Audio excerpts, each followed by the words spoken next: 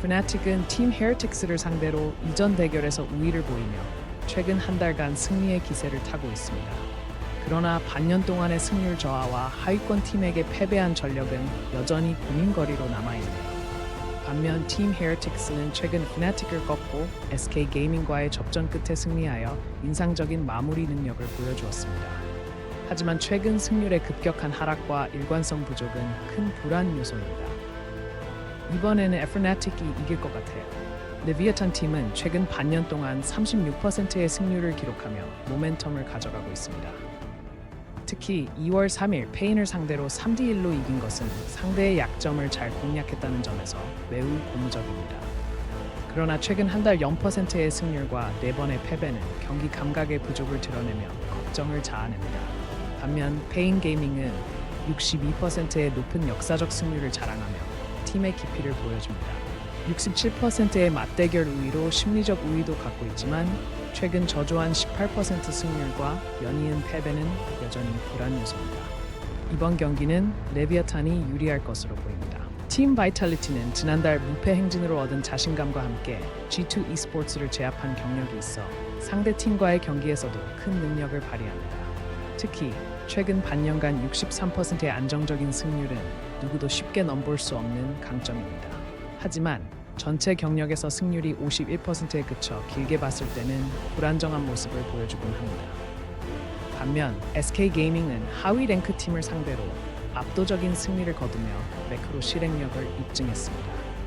최근 들어 상승세의 조짐을 보이며 회복 가능성을 엿보이고 있지만 그동안 시즌 전반에 걸쳐 낮은 승률과 바이탈리티와의 대결에서 30%로 열세인 기록은 큰 약점으로 작용할 수 있습니다.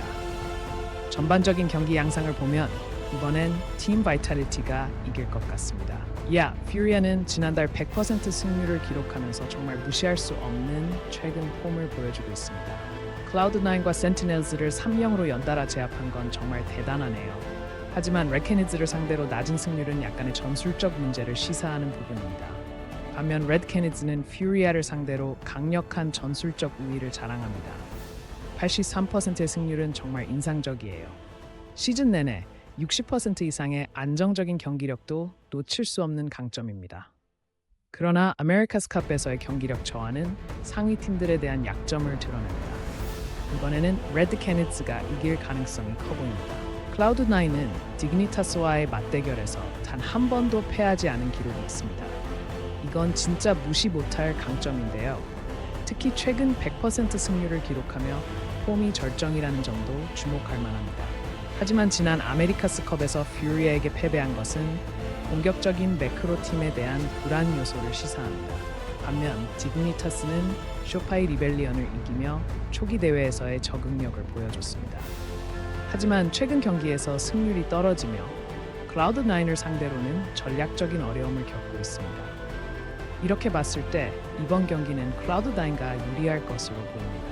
팀 리퀴드는 최근 한 달 동안 압도적인 100% 승률을 기록하며 놀라운 모멘텀을 보여주고 있습니다. 그리고 디스가이즈드에 대해서도 상대 전적 67% 승률을 자랑하며 전술적인 우위를 점하고 있죠. 하지만 최근 1년간의 승률은 45%로 장기적인 일관성에선 약점을 보입니다. 특히 럭키인 플레이오프에서 에온에게 패배한 기록은 상위권 팀과의 경기에서 조금 취약함을 드러냅니다. 한편 디스가이즈드 역시 최근 한 달간 100% 승률을 기록하며 강한 폼을 보여주고 있습니다. 센티넬즈를 무너뜨린 승리는 미드티어 팀들에게도 이변을 만들 수 있는 능력을 시사하죠.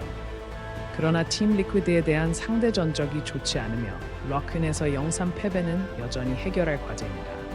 이번 경기에선 팀 리퀴드가 우세할 것으로 보입니다. KT 롤스터, 최근 강력한 폼으로 정말 눈에 띕니다. 지난달 100% 승률은 대단하고 특히 T1 젠지를 상대로 한 연속 3승은 BO3에서의 놀라운 안정성을 입증했습니다. 한진 비이온을 상대로도 높은 승률을 자랑하니 심리적으로도 우위를 점하고 있죠. 그러나 봄 시즌부터의 하락세가 여전히 마음에 걸립니다. 중요한 순간에 변수를 맞이할 수도 있기 때문에 방심은 금물입니다. 한진 비이온은 최근 50% 승률로 개별판에서의 경쟁력을 보여주고 있습니다. 하지만 전체적인 폼은 크게 저하된 상태라 BOSB에 대한 신뢰가 떨어집니다. 특히 KT와의 상대 전적에서 낮은 승률은 분명한 전술적 도전 과제가 되겠죠. 이런 모든 요소를 고려했을 때 이번 경기는 KT 로스터가 우세할 것으로 보입니다. 후쿠오카 소프트뱅크 헉스 게이밍은 지난달 100% 승률로 엄청난 모멘텀을 보여주며 CTBC와 게임을 상대로 안정적인 전략 운영 능력을 입증했습니다. 하지만 지난 1년 동안의 승률이 44%에 불과해 성적의 일관성이 부족하며 상위팀과의 대결에선 여전히 어려움을 겪고 있습니다. 반면 디토네이션 포커스미는 2025년 시리즈에서 후쿠오카를 상대로 이변을 연출했던 경험이 강점으로 작용할 수 있습니다. 다만 최근 6개월간 승리가 없어 경기력과 자신감에 큰 도전이 되고 있습니다.